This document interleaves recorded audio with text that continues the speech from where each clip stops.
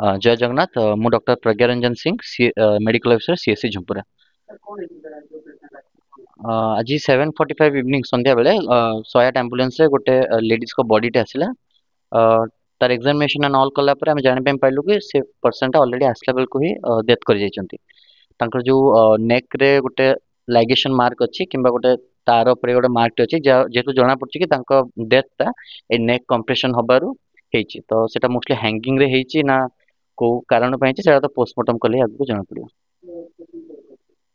Patient ଆମ ବାମ୍ବାରୀ police station ଅଣ୍ଡରରେ ଗୋଟେ ଦୁବୁନା camp କହି ଗୋଟେ ଜାଗା ଅଛି ସେଉଠୁ ଆସିଥିଲେ।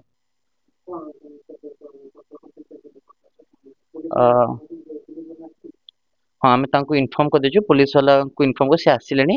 ଆଣ୍ଡ ମୋଷ୍ଟଲି ଆଜି ତ ନାଇଟ୍ ହେଇଗଲାଣି, ରାତିରେ ତ ପୋଷ୍ଟମର୍ଟମ ହୁଏନି, ତ କାଲି ସକାଳେ ପୋଷ୍ଟମର୍ଟମ ର ପ୍ରୋସିଡିଂସ ଆରମ୍ଭ ହବ। प्रदीप कुमार बेहरा। ମାନେ ମୁଁ ଗଲି ତାଙ୍କୁ, ସିଏ ତ ମଦ ପିଲା ସବୁବେଳେ, ମୁଁ ତାପରେ କହିଲି ସବୁବେଳେ ଏଟା ଲେଡିଜ ହେଇକି ତୁ କଣ ପାଇଁ ସବୁବେଳେ ପିଉଛୁ ଇଏ କରୁଛୁ। ମୁଁ ତାପରେ ମାଲିକ ଆସିଲା, ଆମର ଡାକିଦେଲେ, ଗାଡି ଚାଲିଲା। ସେ ମୋ ସ୍ତ୍ରୀ ଟିକେ ପିଇ ଦେଇଥିଲା ତ ଇଏ କରୁଛି, ପିଇଛି ନା ବି ଯଦି ଇଏ କଲେ ବାହାରିବ। ତାପରେ ମୁଁ ଧମକେଇ ଦେଲି, ତାପରେ ପଳେଇଲି ମୁଁ ଯେ ମୁଁ ଗାଡି ଚଲେଇଥାଏ। ତୁ କହିଲି ଏମିତି ପିଆ ପିଇ ନାହିଁ, ଛୁଆଟା ସାନ ହେଇଛି ତାକୁ ଦେଖ ଆଉ ରହ। ତ ତାପରେ ମୁଁ ଡ୍ୟୁଟିରୁ ପଳେଇ ଆସିଲି, ଗଲି ଡ୍ୟୁଟି ଲୁଡ୍ କରିକି ଗାଡି ଆସିକିରି ଭାତ ଖାଇକିରି ଯିବି ସାଇଡିଂ ଖାଲି କରିବା ପାଇଁ।